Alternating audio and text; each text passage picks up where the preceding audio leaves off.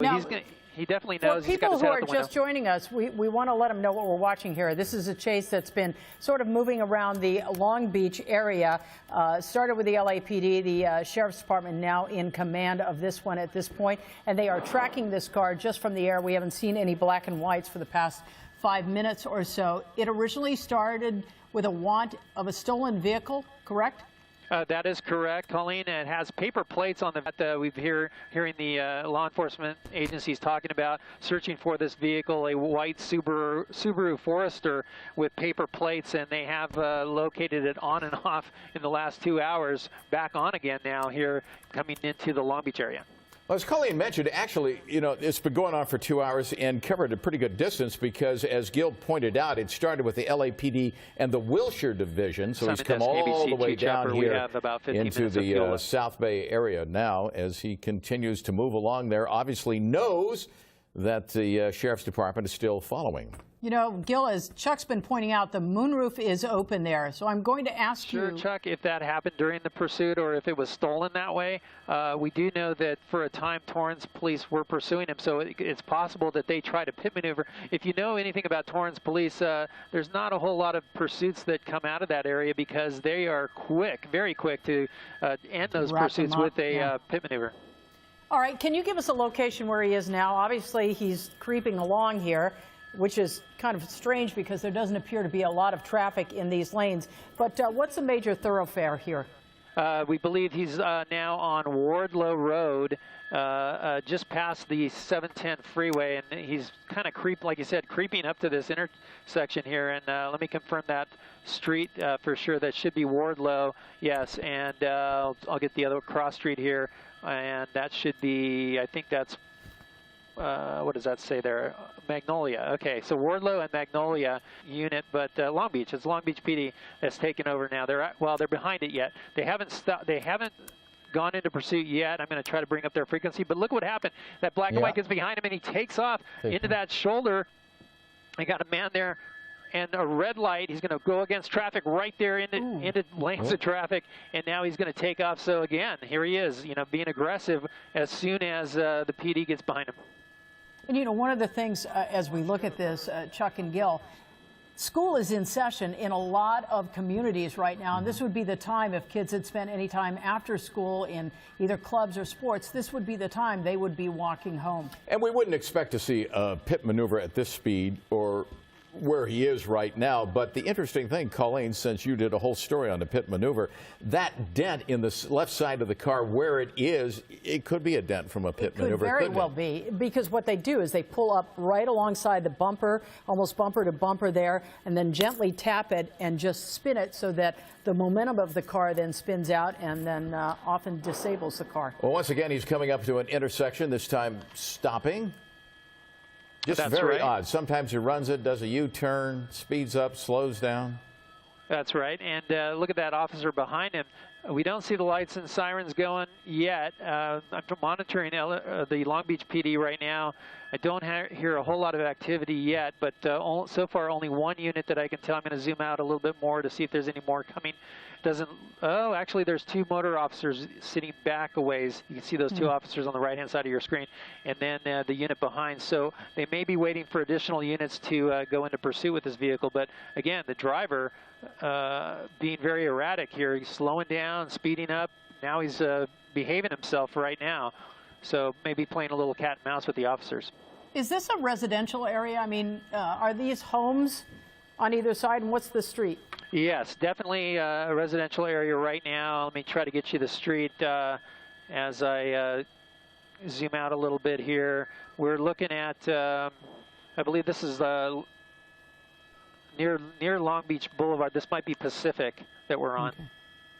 And once again, usually there is some rhyme or reason to the pattern which a pursuit suspect has. This one doesn't. Yeah. Sometimes slow up, speed up. He's just really all over the map here on this one. It really is, Chuck, all over the map for sure. Calm when there's no officers behind him, and then agitated when the officers get behind him. Look at him swerving there. And that's what makes it all so dangerous, because it's unpredictable. He might be doing a pit maneuver. Let's see. Here it goes. Look at that. Coming right up on his bumper. And here we go. Let's see. It's on again. So there it is. The lights and sirens on with that unit. He came up as if he was going to do a pit maneuver, and there he goes. He's hitting the gas. And once again, he's on which street now? I believe this is Pacific, southbound Pacific, approaching Willow. May have already crossed Willow, actually. Okay, once again, if you are just joining us, we are following this pursuit. This is a white Subaru with paper plates. Started in the Wilshire area, we understand, a couple of hours ago in LAPD territory. And there you see he's really picked up speed here. We believe this was a stolen vehicle to begin with, according to police. And now we're in the Long Beach area? It is Long Beach, southbound Pacific at a high rate of speed. I'm listening now to the pursuit on the Long Beach PD frequency and confirming that it is pursuit by them. And look at him going the wrong side of the road. Oh, this is very dangerous. Yeah. This really has, oh man, not a good situation for sure. He's trying to get away from those units that are behind him. And now just hitting a high rate of speed. Very dangerous for everybody that's out on the streets out here in Long Beach. Look at that traffic. Oh. What's he going, 50, 60 miles an hour down here? We're tracking at 70 miles an hour right now. Wow. And hard on the brakes there. Yeah. There he goes, right turn. This is a westbound Anaheim Street from Pacific, and a quick turn there. I don't have eyes on the police behind him, but I do hear the airship calling out the pursuit on the frequency. And look at him take off from us. We're doing 80 miles an hour now in News Chopper 4, and he's pulling away. That is amazing to see. What does the traffic look like up ahead? I'll pull out for you so you can see that, Colleen. And not too bad. He's going over the LA River right now, so not too bad, but he's going to be coming up on that interchange right there, the off-ramps and on-ramps. And that seems like he's pretty clear there, but I'm going to push back in. His next major street is going to be Santa Fe again. And look at that. He's just hitting the gas, weaving. Oh, he looks like he almost hit that black car. I'm going to push back in here. It looks, for the most part, like he's done mostly surface streets. We haven't seen him on the freeway at all. Now. Not at all on the freeways, and likely because there's so much traffic on the freeway systems right now. He's staying off of it. But this is not a good situation. Oh, he right up against the curb right there. Oh, man, just almost hitting that car. He is right on the edge of losing control, too, because you watch the vehicle. It's just swaying when he makes those sudden moves like that. Absolutely. And look at the rear bumper now. That bumper's coming apart there. Yeah. You wonder if he's got any damage to the tires at all. And this is so dangerous, we can't emphasize anymore. I mean, this is a time of day when you will see people, pedestrians out walking in the streets, and, you know, there's no way he can react to this sort of thing if he comes upon a situation with people in a crosswalk, because he is going so very fast. And imagine if you were in another vehicle and you saw something like this come up from behind, or even worse, you don't even see him coming. That's right. Absolutely right. This guy has seconds to respond. Look at that, going right past all those trucks. We're doing 90 miles an hour right now and having a hard time catching up. Oh, look at him swerving in and out there. Oh, man. Now, I'm hearing some information or chatter that they might know where the suspect lives. So it might be in this area. And here he goes, left turn across traffic, wrong side of the road. And wow, now he's southbound. Let me get the street for you. He's traveling so quick here. It should be, I'm going to get a target on that right now. As you're doing that, how close is he to the Long Beach airport at this point? He's actually going away from it heading into the LA Harbor area right now. I believe that he's on Henry Ford right now. This should be Henry Ford. And look at that. He's having a hard time on that curve at these speeds. He's going about 85, 90 miles an hour and continuing on. And as closer he gets to the harbor, you're going to see a lot more truck traffic as well. Of course, we see it all over the place here, but the trucks coming in and out of there with cargo containers. Absolutely. Absolutely. Here he goes, moving at a high rate of speed. We're up to 100 miles an hour, having to try to catch up with him.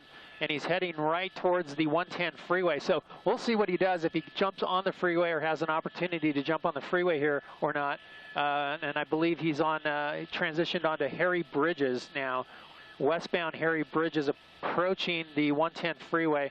And I know that the LAPD Harbor Division is close by, so they're going to be looking at this very, very closely as he comes across here. Oh, look at that. Oh, man, hard on the brakes. Now he is boxed in. He's boxed in, going now in reverse. Now he's backing up.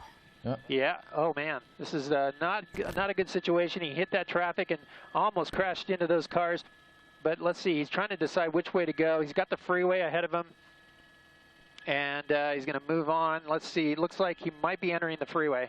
Southbound. He's going southbound. So he's going to go into the San Pedro area. Well, let's see. He's going to go around the turn here and go southbound 110 freeway. Well, he's going to run out of freeway.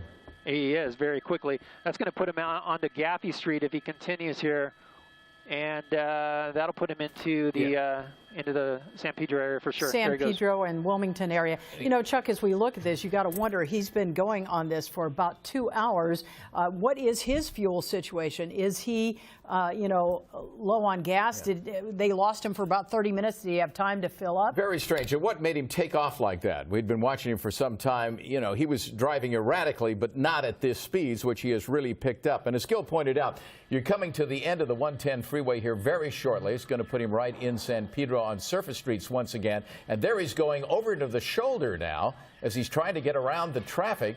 Wow. Moving south. And That's so dangerous. Has he passed the exit to the Vincent Thomas Bridge yet?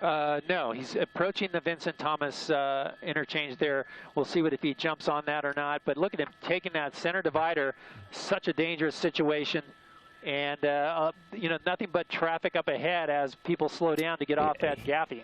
He is just on a razor's edge of losing control. The car has already been damaged. Look at that, hard on the brakes, right past all those people. I feel really bad for all those people not knowing what's going on there. They don't know what's happening there. And he's got damage on the right side now as well. So on the left and right side of the vehicle, he just hit the divider there, the K-rail. Yeah, he was scraping that rail at a high rate of speed. Now he's looking like he's going to make a U-turn, and he's doing that. He's going to go back the other way. On the freeway. It looks that way, yeah. I believe he's going back onto the freeway. Let's see here. He does have an option there to take a side street, but nope, he's going northbound 110 freeway. Okay, if you're just joining us, we want to let you know that this started a couple of hours ago with a call of a stolen car, and this is a white Subaru, an SUV that we've been following here with paper plates on it. He's really been all over. Started in the Wilshire area with the LAPD, then the Sheriff's Department in Carson, and now he's sort of in the San Pedro, Wilmington, Long Beach area. And it appears the black and whites, we haven't seen them for a little while. They've backed off a little bit, but they are tracking him. Getting off the freeway again. Where are we, Gil? Pursuit. He's going back into the harbor area. He got off the freeway. He's right directly under us. I'm going to try to get you a better location, but he's actually moving into one of the pier areas. You got to watch out. There's a lot of dead-end streets there. Yeah, definitely. It looks like he's got away from any units that are on the ground, but the airship's still tracking overhead. And you can see he's dragging his rear bumper there. His bumper is about to come off. But he's definitely in one of the complexes here in the pier area. Actually, he's close to the Terminal Island prison out there as well. That's correct. Now he's making a right-hand turn. He's going into one of the loading areas. You can see all the containers there. So there's the bay or the harbor to the left, and he's just moving into an area that really is restricted. It really isn't for automobiles to go into. And pretty much one way in, one way out. Yeah. Exactly. So now the dock workers that work in here, they don't know what's going on. They see an airship coming overhead. Look at that big crane going right by. He's swerving around that guy, and he's just making this a racetrack out here now. Look at that. Yep. Very, very, very dangerous. Gil, do we know anything about the driver? You said you were listening to the radio and the chatter. If they knew where he lived, are they talking about perhaps who he is? Do they think he might be armed? No word on if he's armed or not, but it seems like at least Long Beach police were talking about maybe knowing the suspect's address. So it may be known to he may be known to the Long Beach area. Yeah. That could be the situation. 4 o'clock, Mike. You wonder if they can get him trapped in there. I mean, there's gates all over the place and fences and whatnot. I wonder if they could just kind of pin him in there as well, as he's going by some of those huge cargo container lifters that they have down there. They certainly could. I think he's pretty much trapped in here right now. The concern for the driver himself is, you know, if he makes a wrong turn, he could end up in the water. And, oh, man. 4 o'clock, Mike, 4 o'clock, 4 o'clock. We want to let you know you're watching the NBC4 News now at 6 o'clock as he just making a U-turn, trying to come back out. Just made See a him U-turn. dragging that bumper there. And, you know, you've got to be concerned for the workers there who might be getting off shift or sort of walking around the area. They're not used to people driving at this kind of speed in a workplace. That's correct. You can see all the heavy cranes there that he's going right under. It looks like this area there isn't a whole lot of workers. There were a few in their vehicles in those cranes, but so far he's been able to avoid anybody on the ground in this pier area. But again, very dangerous situation. The airship overhead still tracking him. So far, we haven't seen any police activity yet. Cool. But I can tell you that the LAPD is certainly aware of the situation. Also, the port police will be involved as well. There are no units immediately behind him. Is that what you're saying there? That they're... Yeah, he's made so many turns right now that he is out the side I can't see out of. I can't tell if there's any that's okay. any police out behind him, but it doesn't appear that they've made their way into this area because he's simply trapped in here. Does it appear? Yeah, I was going to say, does it appear to you that he is boxed in or trapped there? Yeah, for sure. So he's going kind of back and forth in this area right now, and you know, he's just going to continue to do this little racetrack that he's doing in here. And again, he just turned down. There he goes. He's going right alongside the boat. Hey, Mike, can we go over to the other side of the boat? Trying to get my pilot, Mike Case, to. Oh, look at that! He's going right at the boat. So we're going to try to move around to the other side of the boat to try to get a look at him. But certainly going right at the boat, and not sure why he's doing that. He's going to end up in the water, and that's going to be another problem for him. I hope he knows how to swim, because that vehicle will sink quickly. But now he's moving away. So it appears that maybe he has a problem with one of his tires. Maybe that rear tire might be starting to go flat. Here's a better look at it. No, it looks like it's okay. He's just dragging that bumper and just doing this little racetrack now again. Not sure why he was doing that towards the boat. So there is damage, in case you're just joining us, to both the left and right side of that car there, which has been involved in this pursuit for at least 2 hours. Oh, yeah, no doubt. And look at him racing through here, just hitting the gas, nowhere to go, hard on the brakes, and he's going to go back around. So he's going to do this. He's just going to, like you said, Chuck, and Colleen, both, you know, he's trapped in here. He has nowhere to go. And Gil, it's Carolyn Johnson here now with Chuck. Do you see any sign of police anywhere in the area at this point? I have it now out my side, and I'm looking out the window. I don't see it, but I do see a few of the dock workers' trucks. It looks like they might try to get involved here. This is going to be very interesting. I see several white pickup trucks. I don't know if that's port police in pickup trucks or if it's some of the dock workers. I'll try to get a shot of that, but he's kind of going away from them right now. But look at him. Now he's going right back towards them, so let's see what happens. They're jumping out of the way now, so I'll try to get you that shot. I don't want to lose the car, but there are several, about 4 or 5 pickup trucks, white pickup trucks, that had started to go his way. And when you watch this, what comes to mind is this is an individual who is indeed desperate. I mean, all these maneuvers that he's making here, trying to get away, elude people. Yeah. And just, he's desperate. Definitely. There's one of those trucks. There's another one. Yep, saw that. They're trying to corral him, I believe, and he sees them, and he's reacting towards them. Look at him. He's fishtailing right there. He might lose control and plow himself into one of those cranes, but look at that. High speeds, hard on the brakes. There's a white van right there. And he's turning back around again, it looks like. Coming back towards he reaches the end of the dock. Yep, that's all he can do, right? Yeah, he can't go any further, so we'll see what he does. But, you know, it's a little scary situation for those guys in the trucks. I don't know if that's the port police or not, but certainly, you know, they're having to jump out of the way, but they're at the same time they're trying to corral him and get him out of here. It definitely looks like he can't find a way out. Yeah, definitely, Chuck. He got himself intertwined in the roads here, and probably does not know how to get back out here. Look at that. There's a white truck. It looks like maybe that might be maybe security that might be trying to corral him there.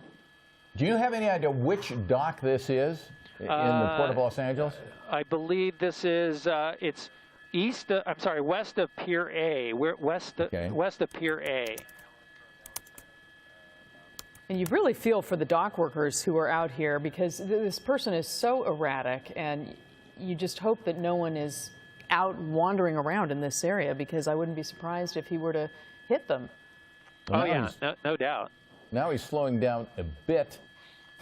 There's that crane again. Yeah, the other interesting factor is, has this guy, since he was out of the radar from police for a while, was he able to put fuel in the car? So we don't know if he has a fuel tank, a full tank of gas, or maybe he's running on fumes. So that's another factor we don't know. There was just somebody walking across the way there. Yeah, for sure. There's a few dock workers out here still, and like I said, possibly security that they're trying to deal with this guy. So again, here he goes back to the other side. We're going to try to get around the cranes here so you can see, but nope, coming back. Well, it appears that he's going a bit slower, not all that much slower, but a bit slower. A bit slower, yeah, for sure. Now, I need to let you guys know that we're ourselves in need of some fuel, so we have our Eliana Moreno coming to relieve us here shortly. But as we wait for her to get here, we're going to continue to stay over this and track this guy. Trying to listen to the LAPD Harbor Division to see if they're going to send some units in here after this guy, or if maybe the port police will try to corral him. You wonder if it's possible if they could just lock all the gates and keep him pinned in there until they can decide how they're going to apprehend him.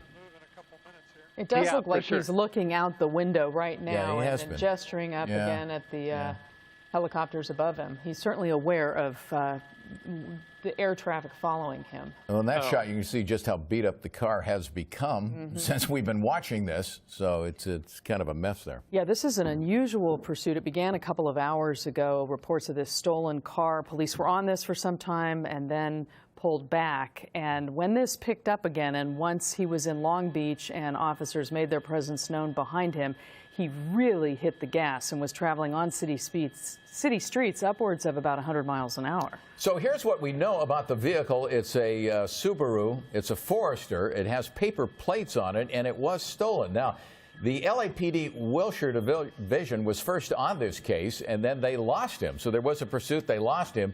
And then it was the Sheriff's Department that later picked him up. And that was in the, I want to say it was in the Carson area. Then he goes down to the Long Beach area, and then he comes back up here to the Port of Los Angeles.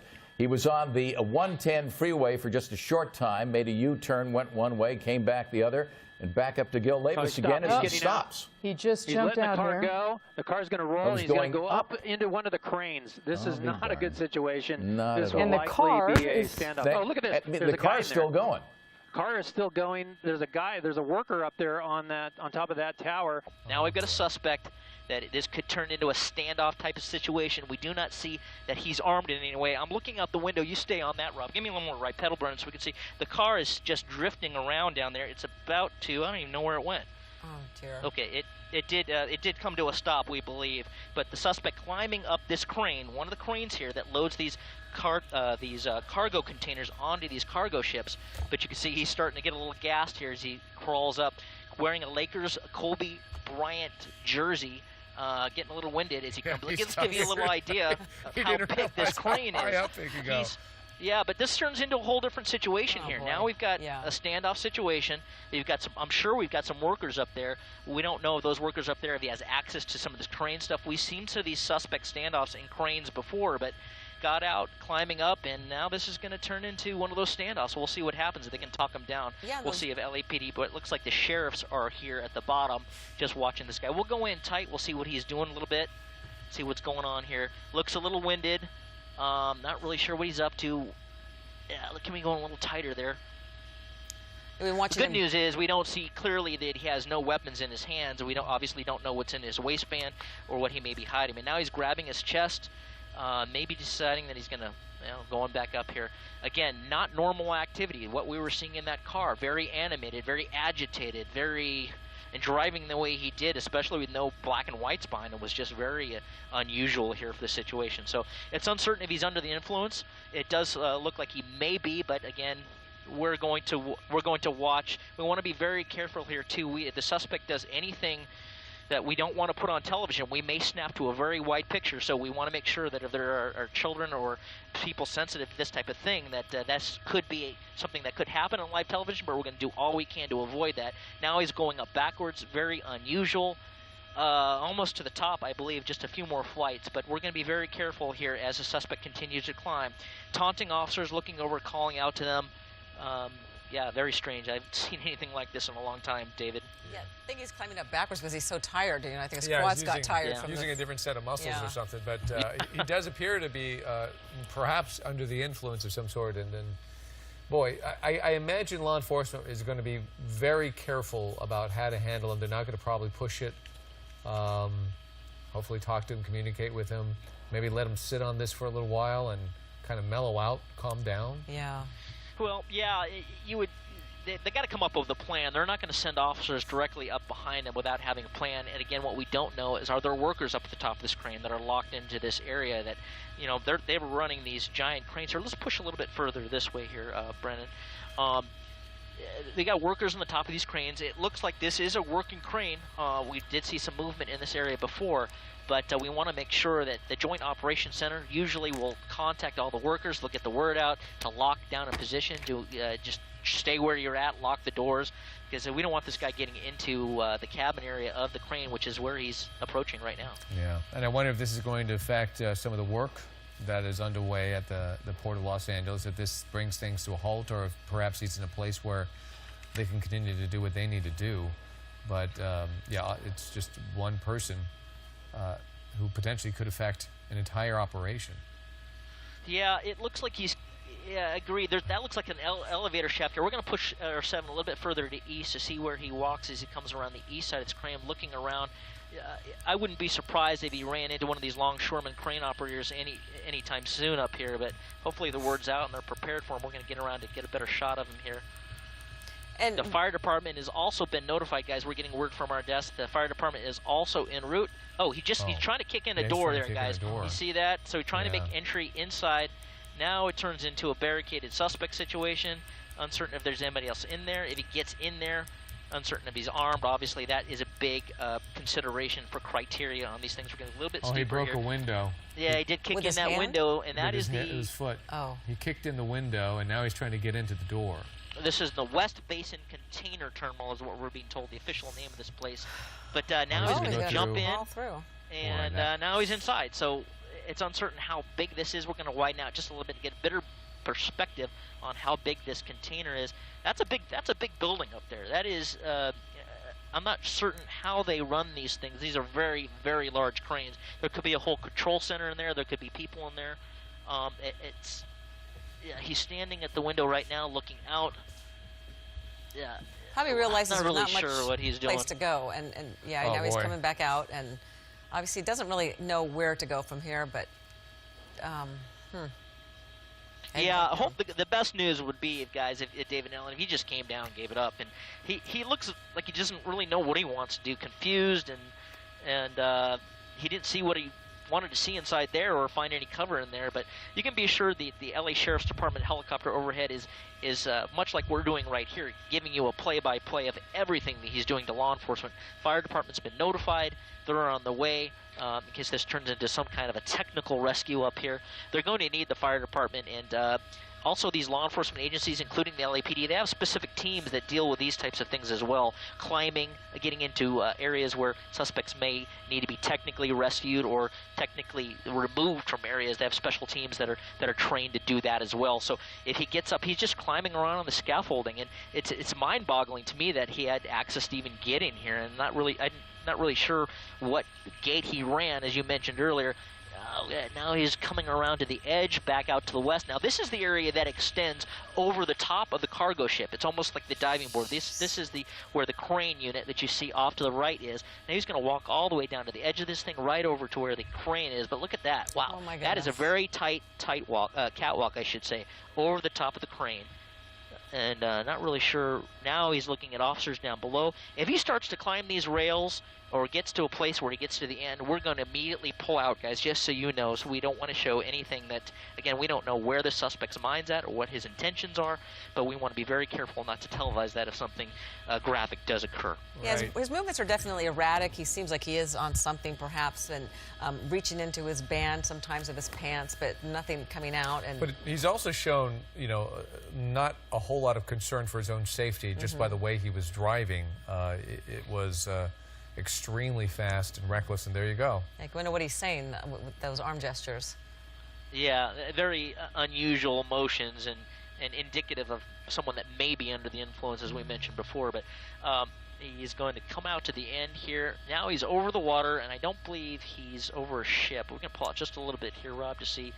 Pan left just a little bit to where he is. Wow. So no fear of heights. He's already passed over the ship. Now he's over the water. Yeah, that makes now, sense. that is very high. If he decides to jump, he would most likely not survive that. That is an extremely high fall. I'm guessing at least 200 to 300 feet.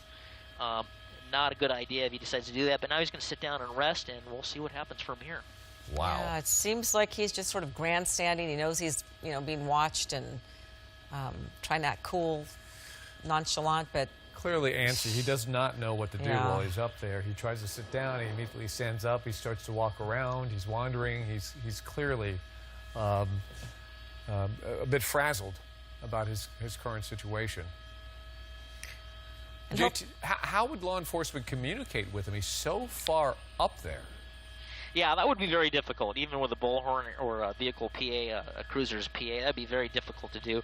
The only way they would really need to do that is to come up to this area and to come out here. But what law enforcement does not want to do is they don't want to come up here and tangle up with a suspect on a very high platform like this with very limited space to work. You just don't want to do it. The suspect ties up with you and you go over the side. That's it. So the idea right now is they've got him contained to an area.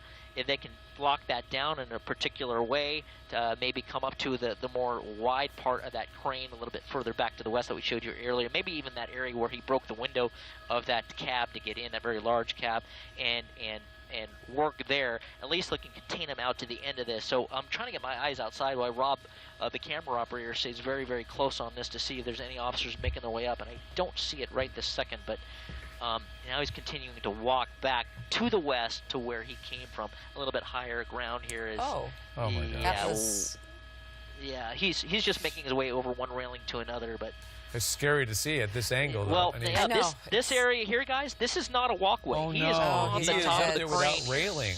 Yeah, there's no railing here. This is an Oh, area that's not gosh. designed for workers to work on, or this is very hard to watch. This because- reminds me of the video that we had just a few days ago of the guys who climbed on top of the Golden Gate Bridge and started doing flips.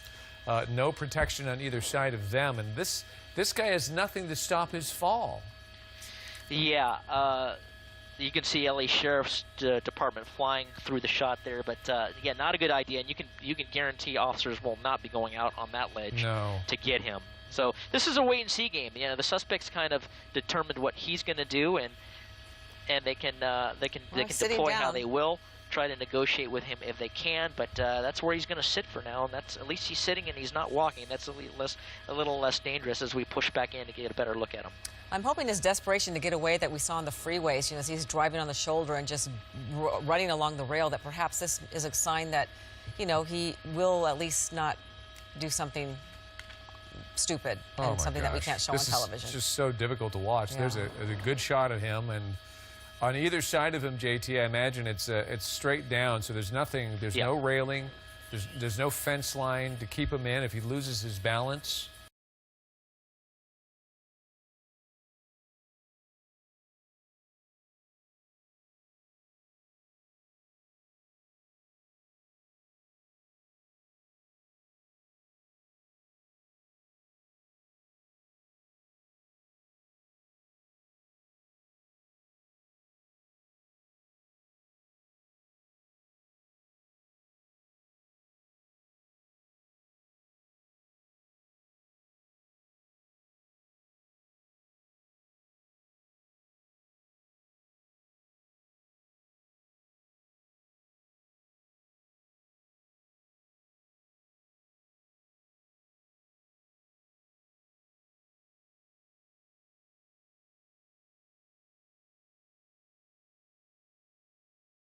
you could make it up there. But we had a number 8 Kobe Bryant Laker jersey on, but we don't know if he's an athlete. Anyway, we're going to go to the Yeah, NBC right. Nightly News, and you can watch this on our NBC LA app.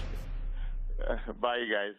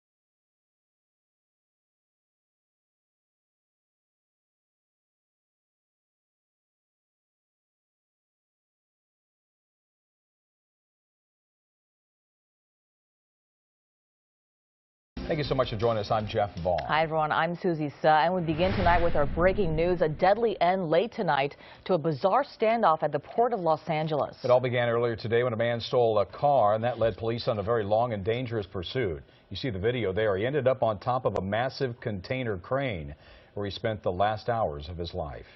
KCON's Tom Waite is live in San Pedro tonight with the very latest. Tom?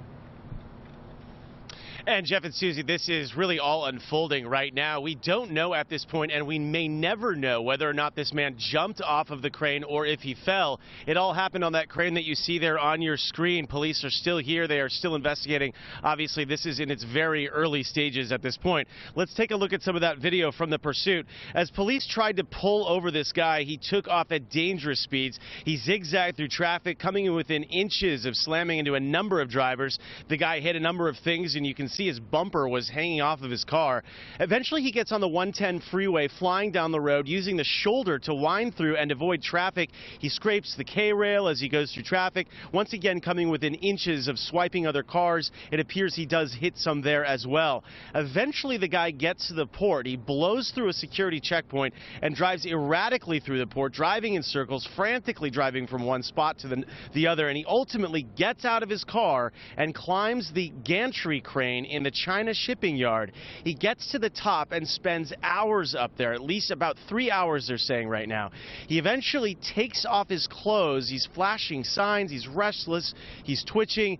Meanwhile, the SWAT team is surrounding him down below, trying to coax him down, trying to end this all safely. A woman who works in this shipping yard was there when the guy got onto the property.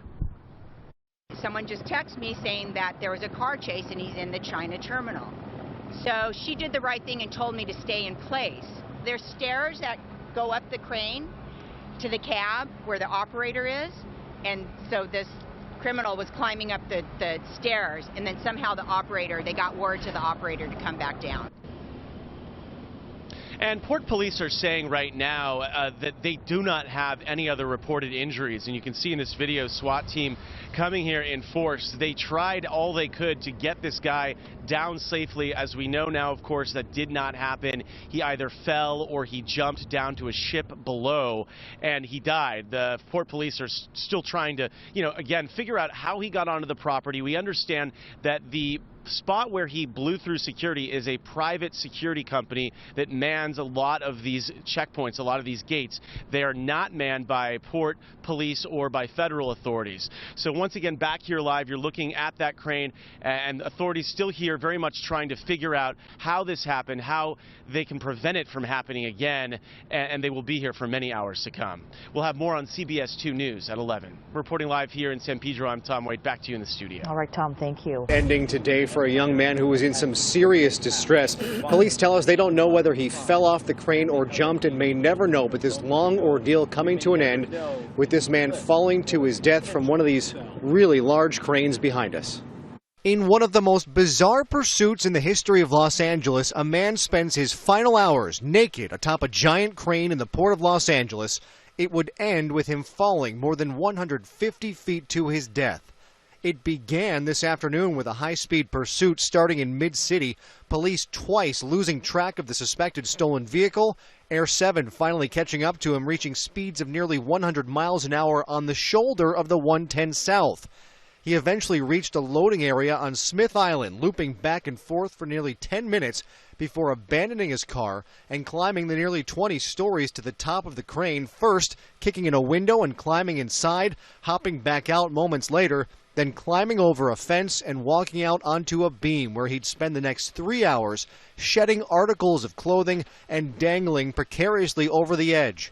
He also shut down work in this area of the port for hours. Well, we were just in there, and then all of a sudden, all the security just started telling us to get out the port, and we just had to leave. This is right here near my house, so the kids wanted to come down. As police began to move in, the man's behavior began to get even more erratic, slipping and nearly falling several times while clinging onto cables, able to pull himself back up to safety until the final and fatal mistake that sent him careening over the edge to his death. In speaking with the SWAT leader here, that our officers were nowhere near the close proximity of the suspect at the time that he fell.